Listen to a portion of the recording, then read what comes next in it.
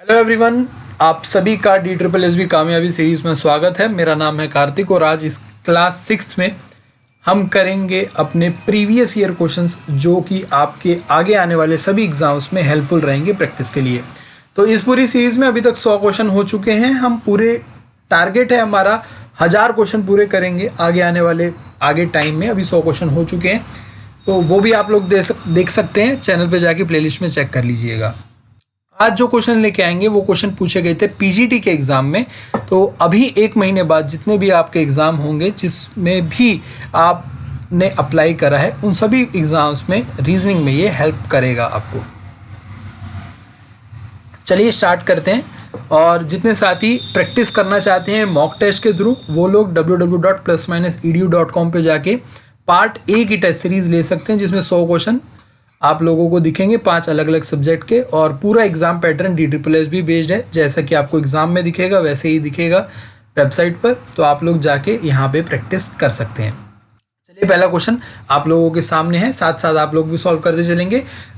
Pattern को complete करना है। यहाँ पे अगर हम ध्यान से देखेंगे तो हमारे पास एक ये हॉरिजॉन्टल लाइन दिख रही होगी और एक ये वर्टिकल लाइन दिख रही होगी।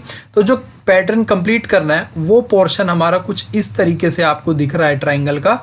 आपको यहाँ पे करना क्या है, तो इसके अगेंस्ट जो ये पार्ट है ना, इसका आपको एक तरीके से मिरर इमेज बना देना है। तो मिरर इमेज जब हम बनाने जाएंगे तो ये हमारा बनेगा ऐसे। एक ये वाली जो हमारी स्टार्टिंग वाली लाइन दिख रही होगी ये वाली, और दूसरी हमारी वर्टेक्स पे यानी कि कोने पे जाके मिल रही है यहाँ से। ये हमारी कोने पे जाके मिल रही है। अब यहाँ से देखो जो पहली वाली लाइन नीचे बेस पे टच हो रही थी, ऊपर से उसके ऊपर एक वर्टिकल लाइन ऊपर जा रही है। तो एक ये हमारी वर्टिकल लाइन ऊपर जाएगी और दूसरी इसी से ही निकलती हुई एक जो दूसरी साइड पे जाएगी, यानी कि जो यहाँ से निकल रही है ये जो ट्राइंगल की दूसरी साइड पे जाके टच हो रही है, यानी कि ये हमारी होगी। और ये हमारा पैटर्न कंप्लीट हो गया है। वैसे तो हमें इतना बनाने की ज़रूरत नहीं पड़ती, हम देख के ही ऑब्जर्व कर लेते हैं। अगर फिर भी कोई कॉम्प्लिकेटेड आप लोगों को पैटर्न दिखता है तो उसमें आप जिस पोर्शन को कंप्लीट करना है उस पर आप देखिए कि मिरर इमेज किस पार्ट का बनेगा। तो यहाँ पे जैसे इस पार्ट का मिरर इमेज बना था इस हॉरिजॉन्टल लाइन के थ्रू, तो ये हमारा पैटर्न कंप्लीट हो गया। अब हम मैच करेंगे तो ऑप्शन नंबर 1 हमारा करेक्ट हो जाएगा। क्वेश्चन नंबर 2 पे चलते हैं। बोला गया एक छोटा सा हमारा सीटिंग अरेंजमेंट कहें या फिर पजल सा कहें। बोला गया कि 4 लड़कियां हैं और 3 लड़के हैं और इनको डिनर के लिए बिठाना इस तरीके से कि कोई भी 2 लड़के और कोई भी 2 लड़कियां साथ नहीं बैठेंगी। ठीक है, अगर ये सक्सेसिवली इसी ऑर्डर में बैठे गए हैं तो B2 और B3 की सीटिंग क्या होगी, कौन सी पोजीशन होगी। तो इसका कहने का मतलब है कि सबसे पहले तो भाई इसको ऐसे बिठा दो कि G1 यानी कि पहले लड़की बैठी है, उसके बाद B1 बैठा है, फिर G2 बैठा है, फिर B2 बैठा है, फिर G3 बैठा है, फिर B3 बैठा है और उसके बाद G4 बैठी है। ठीक है, तो अब हमारे पूछा गया था B2 और G3 की जो पोजीशन है वो कौन सी होगी। तो B2 कहाँ बैठा है, ये B2 है और G3 उसके साथ है। तो फर्स्ट, सेकेंड, थर्ड, फोर्थ और ये फिफ्थ। तो फोर्थ और फिफ्थ पोजीशन हमारी B2 और G3 की होगी। तो ऑप्शन नंबर 4 हमारा करेक्ट होगा। ठीक है, बहुत इजी क्वेश्चन था, बस समझ में आना था कि एक के बाद एक कोई लड़का या फिर लड़की नहीं बैठे, एक एक छोड़ के बैठे हैं। क्वेश्चन नंबर 3 में देखेंगे कोडिंग डिकोडिंग का एक क्वेश्चन है जिसमें हमें बोला गया कि इंटेस्टाइन का कोड हमें दे रखा है, कुछ कोड दे रखा है कि TNITSEENI।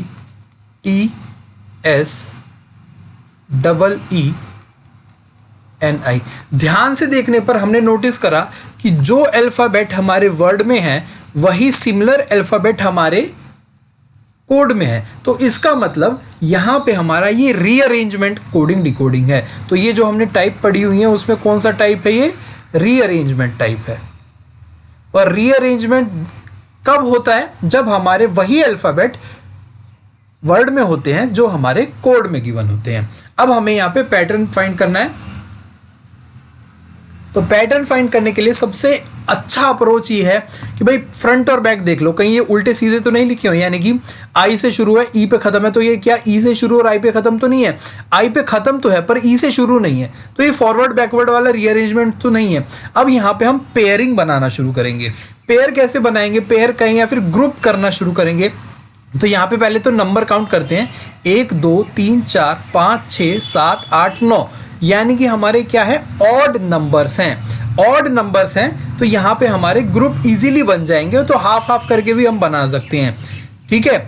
या फिर हम इसको ऐसे कर सकते हैं कि भाई हमारा जो एस है इससे इधर 4 ये हो गए, 4 ये हो गए। अब इनमें रीअरेंजमेंट देखो कि कुछ इनमें रीअरेंजमेंट तो नहीं हो रही है कि भाई INTE और यहाँ पे TNIT, नहीं भाई यहाँ से तो कुछ रीअरेंजमेंट नहीं हो रही। तो इसका मतलब ये जो ग्रुप बनाया था 4 का, इसको छोटा करना पड़ेगा। इस 4 के ग्रुप में तो हमारी रीअरेंजमेंट हमें नहीं दिख रही है, तो हमने इस ग्रुप को थोड़ा सा छोटा कर दिया और वो ग्रुप बना दिया हमने 3-3 का ग्रुप बना दिया। INT का बना दिया, EST का बना दिया और INE का बना दिया। अब हमने देखा तो ध्यान से दिख गया हमें, T इधर आ रहा है, N इधर आ रहा है, I इधर आ रहा है, ऐसे ही E इधर आ रहा है, T इधर आ रहा है और S इधर आ रहा है। और लास्ट वाले ग्रुप में भी देखा हमने, E इधर आ रहा है, I इधर आ रहा है और N इधर आ रहा है। जब भी कभी हमें रीअरेंजमेंट देखनी है तो हमें ऐसे ग्रुपिंग करके देख लेनी है। हमने पहले जो ग्रुप करके देखा था वो देखते ही समझ में आ गया था भाई वो ग्रुप नहीं बन रहा, तो ग्रुप छोटा करा, 3-3 का ग्रुप बनाया, उसमें देखा कि सामने क्या हमारी अरेंजमेंट हो रही है। तो अब इसको हम जो हमारा जो वर्ड है फ्रीक्वेंसी, उसको सिमिलर ग्रुप से बना लेते हैं, सिमिलर अरेंजमेंट से। तो FRE पहले बना लेते हैं फटाफट, ताकि हमें इस पूरा का पूरा सॉल्व ना करना पड़े। ERF, अब आप देखेंगे तो ERF वाले सिर्फ 2 ही ऑप्शन है, तो ऑप्शन नंबर 2 और ऑप्शन नंबर 1 हमारा रिजेक्ट हो जाएगा, ठीक है। अब हम यहाँ पे, अब आप देखेंगे तो आपको सिर्फ एक चीज चेक करनी पड़ेगी, नेक्स्ट ऑप्शन में ही देख लीजिए, ऐसे आप फटाफट चेक कर लेंगे। FUE है, FEU है, तो सेकंड जो हमारा ग्रुप होगा ना उसी से हमें समझ में आ जाएगा कौन सा बनेगा।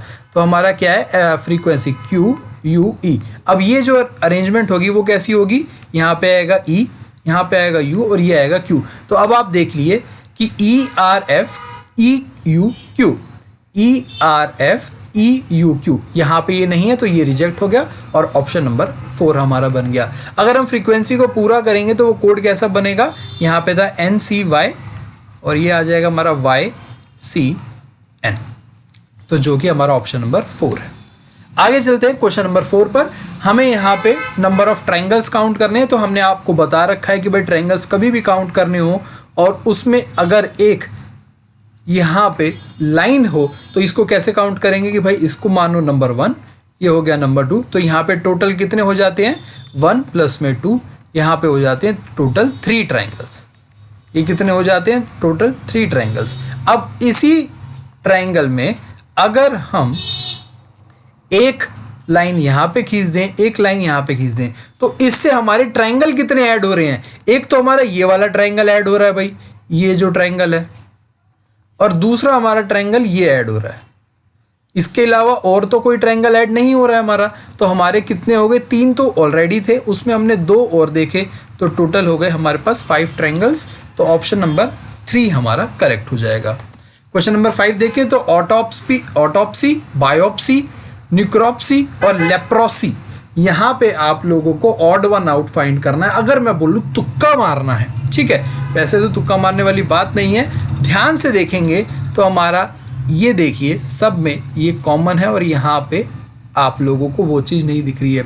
अब इसका मतलब क्या है, यहाँ पे ये सिमिलर काइंड ऑफ वर्ड हैं, इनके मीनिंग भी आपको मिलते जुलते मिलेंगे आपको यहाँ पे। जैसे कि ऑटोप्सी क्या होता है कि भाई पोस्टमार्टम एग्जामिनेशन होता है, किसी भी अगर कोई डेड हो जाता है इंसान, उसका जो पोस्टमार्टम होता है, उसका एग्जामिनेशन होता है, उसे क्या कहते हैं, ऑटोप्सी कहते हैं, ठीक है। बायोप्सी क्या होता है, एक बायोप्सी आप लोगों ने बहुत सुना होगा आज के टाइम पे तो बहुत ज़्यादा है, कि अगर कोई मान लीजिए कोई कैंसरस डिसीज हो जाती है तो उसके जो बॉडी के जो टिश्यू लिए जाते हैं, बॉडी के टिश्यू लेके एक पार्ट लिया जाता है बॉडी का, उस टिश्यू का एग्जामिनेशन होता है, और उसमें पता लगाया जाता है कि भाई क्या दिक्कत है। तो यहाँ पे ऑटोप्सी क्या होता है, पोस्टमार्टम एग्जामिनेशन होता है ये भी। न्यूक्रोप्सी क्या होता है, न्यूक्रोप्सी आप ऑटोप्सी ही समझिए, बट किसका, डेड एनिमल्स का, examination of animals after death. Necropsy क्या होता है? डेड एनिमल्स का ऑटोप्सी होता है एक तरीके से, डेड एनिमल्स एग्जामिनेशन। तो आप लोगों को ये तो समझ में आ गया कि भाई ये एग्जाम होते हैं, एग्जामिनेशन होता है, बॉडी को देखना होता है, उसकी जांच करनी होती है, उस चीज़ से रिलेटेड है। और ये लेप्रोसी क्या होता है? लेप्रोसी एक बहुत पुरानी डिसीज़ होती थी, अब तो ये इतना नहीं दिखने को होती है, बैक्टीरियल डिसीज़ होती थी, ठीक है। तो यहाँ पे हमें ऑड वन आउट हमें दिख गया है कि भाई पहले तीन तो हैं, ये एग्जामिनेशन है, बॉडी की एग्जामिनेशन है, कोई आफ्टर डेथ है, कोई बिफोर डेथ है, जैसे कि बायोप्सी बिफोर डेथ होता है, न्यूक्रोप्सी आफ्टर डेथ ऑफ एनिमल्स है, ऑटोप्सी ह्यूमन का होता है, लेप्रोसी क्या है? ये डिसीज है। तो ऑड वन आउट हमारा ऑप्शन 4 हो गया है। क्वेश्चन नंबर 6 पे देखेंगे, स्टेटमेंट दी गई है, सिलॉजिज्म में बहुत इजी चीज़ है।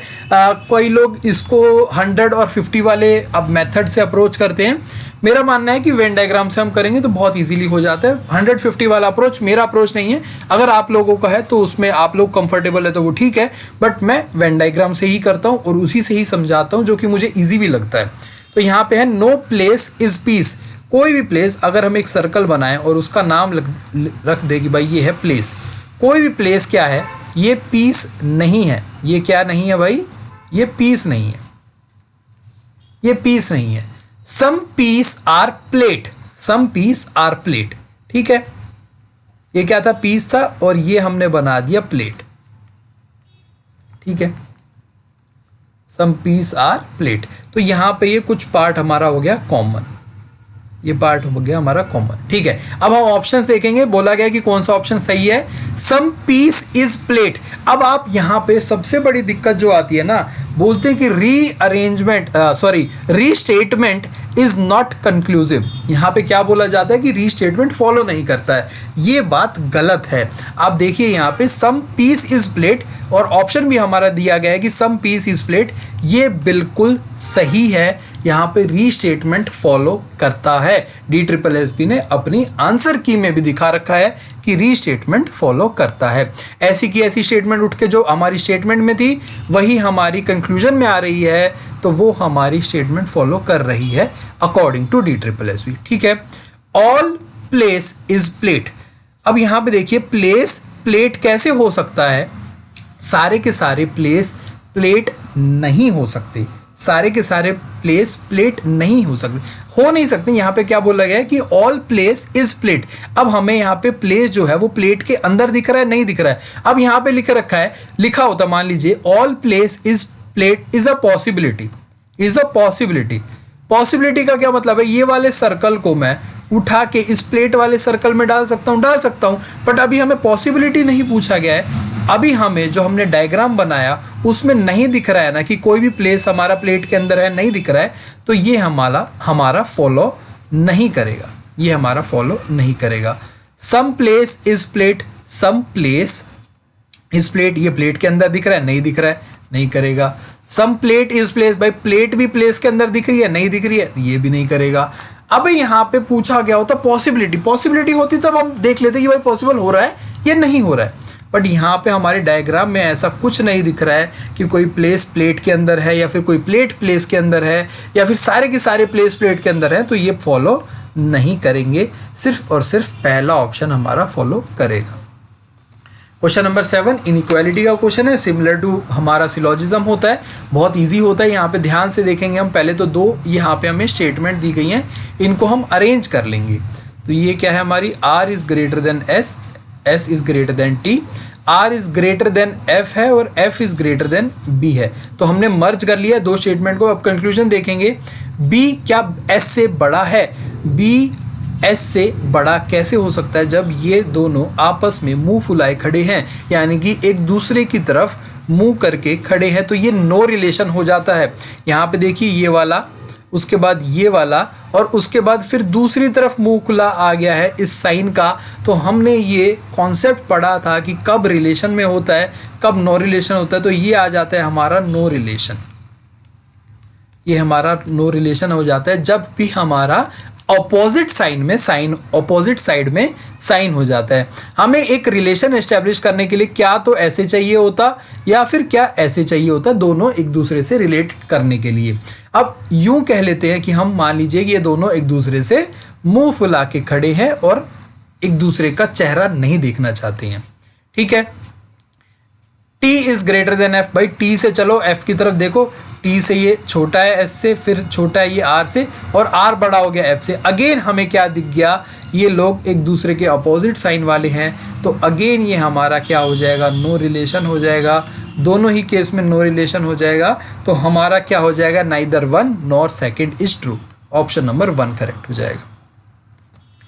क्वेश्चन नंबर 8 की अगर बात करें तो यहाँ पे हम ध्यान से देखेंगे पहला फिगर दूसरे से कैसे रिलेट हो रहा है। बाहर हमारा स्क्वायर है, फिर ट्राइंगल है, तो हमें बाहर पेंटागन बन गया और अंदर स्क्वायर बन गया, कि यानी कि एक एक साइड हमारी इंक्रीज हो रही है। तो ऐसे ही देखेंगे हमारा बाहर ये 6 वर्टिसेस वाला 6 कॉर्नर्स वाली इमेज है, तो बाहर हमारी कितनी हो जाएगी, 7 वाली इमेज बन जाएगी, यानी कि ऐसे बन जाएगा 1 2 3 4 5 6 और ये 7, एक बाहर है ऐसा बन जाएगा। अंदर फिर पेंटागन है, तो ये हमारा हेक्सागन बन जाएगा।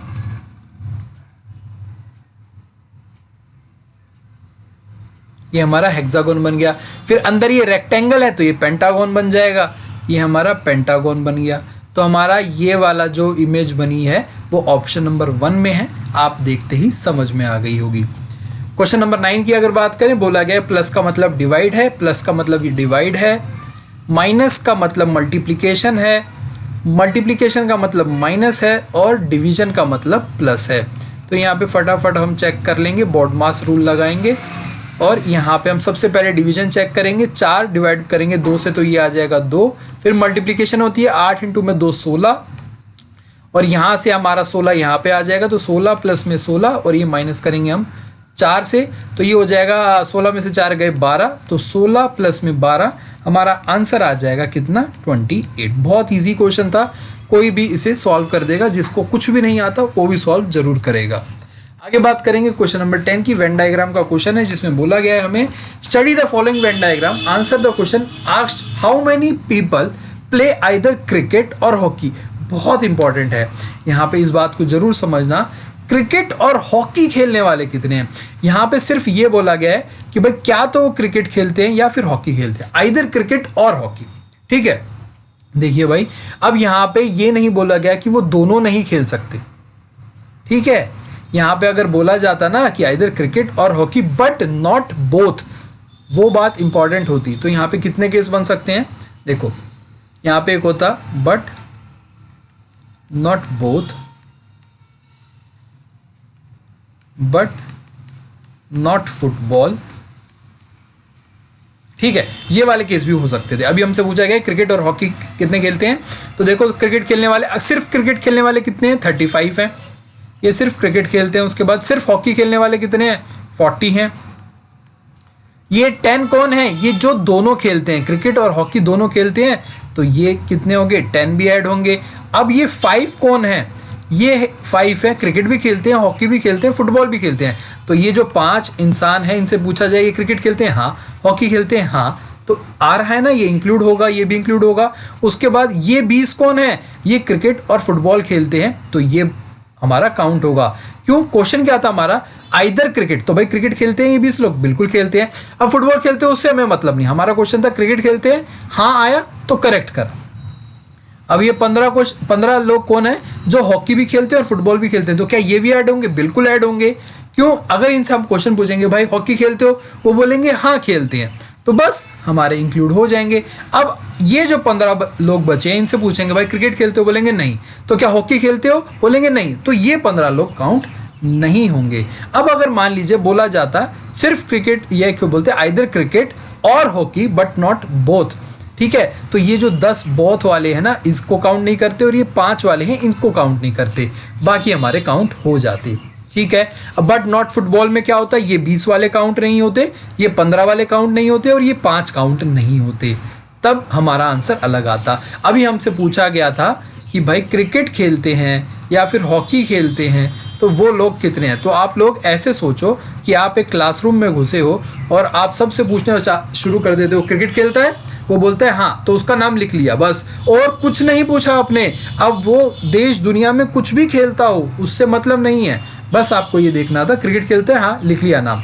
उसने नेक्स्ट से पूछा क्रिकेट खेलता है, बोलता नहीं, तो क्या हॉकी खेलता है, उसने बोला हाँ, तो उसका नाम लिख लिया।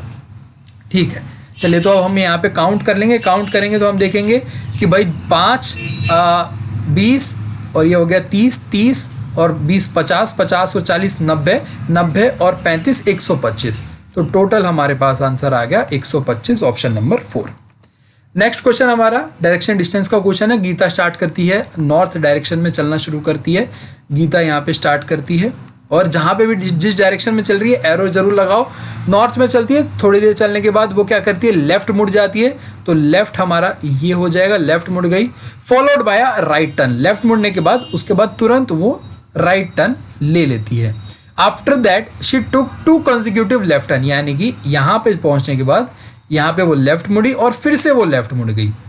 Now she is walking in which direction, तो ये कौन सी डायरेक्शन है ये हमसे पूछी गई, और ये डायरेक्शन हमें पता है साउथ। क्यों है साउथ, क्योंकि ऊपर वाली डायरेक्शन को जब हमने माना था नॉर्थ है, तो जो नीचे की तरफ आ रही है तो वो किस डायरेक्शन में आ रही है, साउथ डायरेक्शन में। ऑप्शन नंबर 4 करेक्ट हो गया। नेक्स्ट क्वेश्चन हमारा मिरर इमेज का क्वेश्चन है। बहुत इजी क्वेश्चन है, बट हमें इसमें ध्यान ये रखना होता है कि आपका जो मिरर है वो कौन से साइड पे है। तो ये हमारा बॉक्स था, मिरर हमारा यहाँ पे था, तो हमारी जो इमेज बनेगी वो ये बनेगी। इमेज कौन सी बनेगी, ये बनेगी। तो ये था हमारा 2 4 6 3 5 और नीचे 7। तो ध्यान से देखेंगे तो 7 की जो इमेज बनेगी ना वो कैसी बनेगी भाई, 7 की जो इमेज बनेगी वो हमारी ऐसी बनेगी। बस एक बार 7 देखो। अब यहाँ पे देखो ऑप्शन 1 में 7 हमारा सिमिलर है, रिजेक्ट कर दो। ऑप्शन 2 में 7 सिमिलर है, नहीं है, रिजेक्ट कर दो। ऑप्शन 3 में है, चलिए ये इसमें लग रहा है कि हो सकता है। ऑप्शन 4 में तो भाई इसने मिरर ही ऊपर बना दिया है, इसने तो उल्टा कर दिया है, तो ये भी रिजेक्ट कर दिया। हमने कुछ नहीं बना के देखा, सिर्फ 7 देखा और हमें पता चल गया हमारा ऑप्शन नंबर 3 है, क्योंकि हमने बाकी के जो ऑप्शन है ना उनको एलिमिनेट कर दिया। तो ये होता है हमारा एलिमिनेशन मेथड। तो इससे आपके आंसर जल्दी और एक्यूरेट बनते हैं। Question number 13, identify the diagram. अच्छा, ये वेन डायग्राम का क्वेश्चन है। बोला गया मिरर लेंस स्पेक्टिकल्स, आप लोगों को बताना है कौन सा यहाँ पे डायग्राम इस मिरर लेंस और स्पेक्टिकल्स को रिप्रेजेंट करता है। तो ये आप लोगों के लिए होमवर्क है, तो प्लीज कमेंट बॉक्स में कमेंट करके बताएं। जिनका भी आंसर सही होगा उनको मैं लाइक कर दूंगा ताकि बाकी लोगों को भी पता चल जाए। तो आप लोग जरूर इसको कमेंट करके जरूर बताना आंसर क्या है। Question number 14, Q is father in. अच्छा, ये ब्लड रिलेशन का क्वेश्चन है, बहुत अच्छा क्वेश्चन है, ध्यान से देखेंगे। Q is father in law of use mother. Q जो है वो यू की माता के ससुर हैं। तो ध्यान से देखें, सबसे पहले तो हम क्या बनाएंगे, यू की मदर बना लेते हैं। यू की जो मदर है ना, मान लीजिए यहाँ पे कोई भी यू की मदर होंगी, फीमेल को दिखाने के लिए मैं माइनस का साइन यूज़ करता हूँ, कोई लोग कुछ और साइन यूज़ करते हैं, पर मैं माइनस का करता हूँ। यहाँ पे बोला गया कि यू की जो माता जी है उनके ससुर कौन है, यानी कि जिसके साथ यू की माता जी की शादी हो रखी है, यानी कि यू के कौन, पिताजी। यू के कौन, पिताजी। उनके फादर कौन होंगे, क्यों होंगे, उनके फादर कौन होंगे, क्यों होंगे। तभी तो यहाँ पे यू की माता जी मान लीजिए कौन है, स्टार है। तो स्टार के फादर इन लॉ कौन है, क्यों है, और स्टार कौन माना हुआ है, यू की मदर को माना हुआ है हमने। ठीक है, इसलिए मैंने ये ब्लैंक बनाए ताकि आप लोग भी ऐसे बना के सॉल्व कर सकते हैं। चलिए आगे पढ़ेंगे। P is only brother of G। तो यहाँ पे P और G की बात कर रखी है। P बोला गया है ओनली ब्रदर है किसका, G का, ये अलग से नोट कर लिया हमने। D is the father of U। U के फादर D, अभी हमने बताया था U की माता जी की शादी जिनसे हुई है उनके फादर कौन है, क्यों। तो यहाँ पे U के फादर कौन है, ये इंसान U के पिताजी है, और यहाँ पे क्या बोला गया है, D is father of U। तो यहाँ पे हमारे कौन आ जाएगा, D आ जाएगा। D हैज ए सिस्टर, यानी कि D की जो एक बहन भी होंगी। Who is mother of T, जो कि T की माता जी हैं। Q has only one daughter who is R, यानी कि Q की एक ही बेटी है जो कौन है, जो है R, यानी कि Q का हमें एक बेटा तो दिख रहा है D, अब इसकी भी एक ही बहन थी और Q की भी एक ही बेटी, यानी कि वही पर्सन की बात हो रही है, और वो कौन है, R है। तो इस ब्लैंक में कौन आ जाएगा, R आ जाएगा। इस ब्लैंक में कौन आ गया, R आ गया। अब हमें बोला गया है how G is related to D। अब यहाँ पे ध्यान से देखिए, पी और जी, यही दो हमारे पास नाम आ रहे हैं। ब्लैंक हमारे पास कौन सा आ रहा है, एक ब्लैंक आ रहा है। अब इस ब्लैंक में हम पी रख सकते हैं या फिर जी रख सकते हैं। अब यहाँ पे पी रखने जाएंगे तो पी तो भाई मेल है, हमें किसकी रिक्वायरमेंट है, फीमेल की रिक्वायरमेंट है। जी हमें पता नहीं था मेल है या फीमेल है, ये नहीं पता था, बट हमें इतना जरूर पता था कि पी जो है वो मेल है। तो अब हमारे पास ब्लैंक में रखने के लिए जब दो ही पर्सन बचे हैं तो हम किसको रखेंगे, जी को रखेंगे। क्यों, क्योंकि जी हमें पता है कि मेल नहीं है और हमें किसको रखना था, फीमेल को। तो जी का जो भाई है वो कौन हो जाएगा, पी हो जाएगा। ठीक है, अब हमसे पूछा गया था जी डी से कैसे रिलेटेड है। जी डी से ऐसे रिलेटेड है, जी डी की वाइफ है, जी डी की क्या है, वाइफ है। तो यहां पे हमारा ऑप्शन नंबर 2 करेक्ट हो गया। उम्मीद करता हूं कि ये जो हमारा ब्लड रिलेशन है ये आप लोगों को समझ में आया होगा। बहुत आराम से डिटेल में समझाने की कोशिश करी है, बहुत इजी था। थोड़ा सा हमारे पास यहाँ पे ट्रिकीनेस इसको कह सकते हैं कि ये अलग से बच गए थे, इनको पुट करना था, आंसर आपका निकल गया।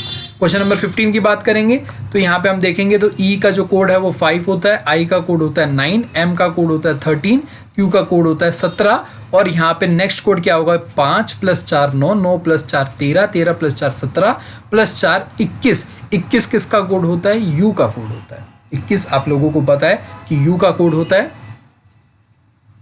अच्छा, अब और कुछ भी चेक नहीं करोगे ना तो आपको सिर्फ एक ही ऑप्शन दिख रहा है जो स्टार्टिंग में हमारा यू है, तो आंसर आपका यहीं से आ जाएगा। बाकी मैं फिर भी आप लोगों को दिखा देता हूं कि आप लोग कैसे देखोगे। 1.6 से 2.5 पहुंचे हैं तो कितना ऐड हुआ है, 0.9 ऐड हुआ है। ऐड कितना हुआ है, 0.9 ऐड हुआ है। 2.5 से 3.6 पहुंचे हैं तो यहाँ पे कितना ऐड हुआ है, 1.1 का ऐड हुआ है। 3.6 से 4.9 पहुंचे हैं तो यहाँ पे कितना ऐड हुआ है, 1.3 का ऐड हुआ है। अब यहाँ पे ध्यान से देखो, 0.2 का ऐड, 0.2 का ऐड, यहाँ पे भी हम कितना करेंगे, 0.2 का ऐड करेंगे तो ये हो जाएगा 1.5। तो अगर हम 4.9 में प्लस करेंगे 1.5 तो ये कितना हो जाएगा, 4 और ये हो जाएगा 6.4। तो यहाँ से u के बाद क्या आना चाहिए, 6.4, जो कि हमारे इसमें दिख ही रहा है। ऐसे ही आप q का भी फाइंड कर लेंगे तो a e i m, यहाँ पे देखेंगे 1 5 9 13 और फिर से यहाँ पे क्या आ जाएगा, 13 + 4 17 यानी कि q आ जाएगा। आंसर आपका आ गया। क्वेश्चन नंबर 16 कोडिंग डिकोडिंग का है। तो रोम हमारा किस में लिखा हुआ है, रोम का कोड क्या दे रखा है हमें, VROF। तो रोम R क्या होता है, 18, O 15, 13 M E 5 होता है। V हमारा 22, R 18, O 15, F हमारा 6 होता है। यहाँ पे आप ध्यान से देखेंगे तो ये कितना हो रहा है, +4, ये हो रहा है हमारा +3, ये हो रहा है हमारा +2 और ये हो रहा है हमारा +1। तो क्या कोड बना हमारा, +4 +3 +2 +1। ऐसे ही हम टर्न में, टर्न यानी कि T हमारा कितना होता है 20, U कितना होता है 21, R हमारा कितना होता है 18, N कितना होता है हमारा 14 होता है। तो अब हम इसमें चेक करेंगे तो T में +4 करेंगे तो 24, 24 का मतलब होता है X। 21 में हम क्या करना है, 3 ऐड करना है, तो 3 ऐड करने के बाद क्या आ जाएगा 24, ये भी क्या होता है x होता है। 18 में हमें 2 ऐड करना है, ये होता है 20, 20 का मतलब होता है t। n में हमें सिर्फ 1 ऐड करना है, ये हो जाता है हमारा 15, 15 का मतलब होता है o। तो x x t o हमारा ऑप्शन हो जाएगा, ऑप्शन नंबर 3 करेक्ट हो जाएगा। Find the missing number in the following series. तो आप लोग देखेंगे 2 3 5 7 11 13, देखते ही आपको समझ में आ रहा है कि ये प्राइम नंबर सीरीज बन रही है। प्राइम नंबर सीरीज कैसे बन रही है, 2 भी प्राइम नंबर होता है, 3 भी प्राइम, उससे नेक्स्ट 5, उससे नेक्स्ट 7, फिर 11, फिर 13, 13 के बाद नेक्स्ट प्राइम नंबर कौन सा होता है, 14 नहीं होता, 15 नहीं होता, 16 नहीं होता, 17 हमारा नेक्स्ट फिर प्राइम नंबर होता है। तो ऑप्शन नंबर 1 करेक्ट हो जाएगा। क्वेश्चन नंबर 18 आज का वो है कि नॉलेज से हमें क्या होती है, अवेयरनेस बढ़ती है। तो पेंटिंग से पेंटर थोड़ी होता है, बैक्टीरिया से डिसीज जरूर होती है, गेम से प्लेयर, डिसीज से डॉक्टर। अब यहाँ पे ध्यान से अगर आप देखेंगे तो नॉलेज से हमारी अवेयरनेस, यानी कि पहले वाले वर्ड से दूसरे वाली चीज इंपैक्टफुल हो रही है। करता कौन है वो नहीं, ठीक है। तो भाई पेंटिंग कौन करता है, पेंटर, पर हमारे क्या था, नॉलेज से हमारी अवेयरनेस बढ़ती है, तो ये गलत हो गया। गेम प्लेयर खेलते हैं, गेम से प्लेयर नहीं बनते हैं, डिसीज से डॉक्टर नहीं बनता है, ठीक है। तो बैक्टीरिया से डिसीज बनती है, ये बात हमारी करेक्ट हो जाती है। ऑप्शन नंबर 2 करेक्ट हो जाता है। Question number 19, all strong is weak. Again हमारा आ गया है एक सिलॉजिज्म का क्वेश्चन, तो इसको देखेंगे, ध्यान से देखेंगे भाई। हमारा जो स्ट्रॉन्ग है वो क्या है? All strong is weak. सारे के सारे स्ट्रॉन्ग वीक होते हैं। ये सारे के सारे स्ट्रॉन्ग हमने वीक में डाल दिए हैं। Some weak are tigers. कुछ टाइगर जो हैं हमारे वो वीक हैं। All tigers are sharp. सारे के सारे टाइगर हमारे क्या हैं? शार्प हैं। ठीक है, अब हमें देखो कॉमन पार्ट क्या मिल गया है। कॉमन पार्ट हमें ये मिल गया है, ये टाइगर और वीक में भी है, शार्प। अच्छा, स्ट्रॉन्ग से कंफ्यूजन ना हो तो ये हम लिख देंगे शार्प। शार्प हमारा वीक से भी हमारा कॉमन पार्ट दिख रहा है। चलिए कंक्लूजन पढ़ते हैं। Some strong are sharp. कुछ स्ट्रॉन्ग शार्प है। दिख रहे हैं क्या? हमें नहीं दिख रहे। तो पहला कंक्लूजन क्या हो जाएगा? रॉन्ग। हमें यहां से स्ट्रॉन्ग शार्प में दिख रहे हैं, हो सकते हैं पर दिख तो नहीं रहे ना, तो हमारा रॉन्ग हो गया। No strong is sharp. क्या कोई भी स्ट्रॉन्ग शार्प नहीं दिख रहा है? क्या मैं इस पूरे सर्कल को शार्प के अंदर ले जा सकता हूं? नहीं ले जा सकता। क्या कुछ रुकावट दिख रही है? नहीं दिख रही, तो ये भी हमारा रॉन्ग हो गया। तो इसका आंसर क्या होगा? Neither conclusion. नहीं, ध्यान से देखिए कि भाई इसमें भी किसकी बात कर रहा है? स्ट्रॉन्ग की बात कर रहा है। इसमें भी और शार्प की बात कर रहा है। यहां पे भी क्या है? स्ट्रॉन्ग है, शार्प है। तो यानी कि some A are B, no A is B, ये बात होगी। सम नॉट वाली कंक्लूजन आ गया तो और दोनों ही रॉन्ग हो रहे हैं। पहला कंक्लूजन भी रॉन्ग है, दूसरा भी रॉन्ग है, तो ये केस बनता है आइदर और का केस। ये केस क्या बनता है? आइदर और का केस। तो ऑप्शन नंबर 4 हमारा यहाँ पे करेक्ट होगा। लास्ट क्वेश्चन आज के दिन का, यहाँ पे हमारा ये सेलेक्ट करना है कि भाई जिससे हमारा ये सीरीज कंप्लीट हो जाए। ध्यान से देखेंगे तो हम यहाँ पे 4-4 के ग्रुप बना लेंगे। और क्यों हमने 4 के ग्रुप बनाए? क्योंकि टोटल एलिमेंट्स 16 थे। टोटल एलिमेंट्स कितने थे? 16 थे। तो 16 में डिवाइड बाय 4 करके 4 के आपने ग्रुप बना लिए। तो यहाँ पे देखो कि भाई टी के एंड पे है, फिर यहाँ पे टी है, तो स्टार्टिंग में के हो जाएगा। टी के फिर से आ गया है, तो यानी कि यहाँ पे हमारा क्या था? स्टार्टिंग में के और लास्ट में टी आ जाएगा। यहाँ पे हमारा आर है, तो यहाँ पे हमारा ओ के साथ आर आ जाएगा। ये और आर के साथ ओ, तो ये तो कंप्लीट हो गया के ओ आर टी। और यहाँ पे भी क्या हो गया? के ओ आर टी। अब हम क्या कर सकते हैं? या तो हम यहाँ पे आर ओ कर सकते हैं, क्योंकि उल्टा कर चल रहे हैं हम, ये देख सकते हैं आर ओ। या फिर हम क्या रख सकते हैं? ओ आर रख सकते हैं कि भाई बीच वाले उल्टे नहीं हो रहे हैं। तो हमने देखा कि भाई स्टार्टिंग में आर ओ है, आर ओ वाला तो स्टार्ट कोई हो ही नहीं रहा है, तो इसका मतलब आर ओ तो हम यहाँ पे रख ही नहीं सकते। तो ये वाली पॉसिबिलिटी हमारी गलत हो गई, तो आर ओ नहीं रख सकते। तो जो हमने रखा था वो एब्सोल्युटली करेक्ट हो गया। तो क्या क्या रखा था हमने? ओ आर रखा था, उसके बाद रखा था के, फिर रखा था आर, फिर रखा था फिर से ओ आर रखा था, फिर रखा था के ओ और टी रखा था, के ओ और टी। तो ये ऑप्शन कौन सा हमारा हो रहा है? ओ आर के आर। तो हम देखेंगे तो पहला नहीं हो रहा, ओ आर ये भी नहीं हो रहा, फिर हो रहा है ओ आर के ये भी नहीं हो रहा, फिर हो रहा है हमारा ओ आर के आर, यानी कि ऑप्शन नंबर 4 हमारा करेक्ट है। तो भाई ये थे आज के 20 क्वेश्चन। और जितने भी साथी हमारे आगे आने वाली तैयारी कर रहे हैं उन लोगों के लिए ऐसी और भी सारी वीडियोस आप लोगों के लिए लाते रहेंगे। अपना साथ हमारे साथ रखिए और बहुत मेहनत करें, पढ़ाई करते रहे। उम्मीद करता हूं कि जिन लोगों को बेसिक्स में रीजनिंग की दिक्कत थी उन लोगों के लिए आज बहुत सारे नई चीज़ें सीखने को मिली होंगी, और जिन लोगों को बेसिक्स अच्छे से आते थे उन लोगों ने मेरे से बहुत पहले सॉल्व कर ली होंगी सारी चीज़ें। चलते चलते आप लोगों को ये बता दूं, अगर कोई भी साथी हमारा टीजीटी कंप्यूटर साइंस की तैयारी करना चाहता है और वो मॉक टेस्ट ढूंढ रहा है, तो मॉक टेस्ट आप लोगों को www.plus-edu.com पे मिल जाएंगे, जहाँ पे आप +10 कोड यूज़ करेंगे तो आपको 10% ऑफ मिल जाएगा। ज़्यादा डिटेल जानकारी लेनी है तो आप व्हाट्सएप पे मुझे मैसेज कर देना। इस पर सिर्फ व्हाट्सएप पे रिप्लाई करूँगा, कॉल मत करना, ना ही व्हाट्सएप कॉल करना, सिर्फ व्हाट्सएप टेक्स्ट मैसेज का रिप्लाई कर पाऊँगा मैं आपको, ठीक है। तो ये 40 से ज़्यादा मॉक टेस्ट मिलेंगे आपको, 175 रुपये में मिल जाएंगे 10% ऑफ के साथ। 2 महीने का सब्सक्रिप्शन है ये, तो आपके पास जितना टाइम बचा है उस हिसाब से आप अपना सब्सक्रिप्शन लेके प्रैक्टिस कर सकते हैं, ठीक है। तो यही सब आप लोगों के लिए था, मेरे पास आप लोगों के लिए। तो अगली वीडियो में फिर मुलाकात होगी।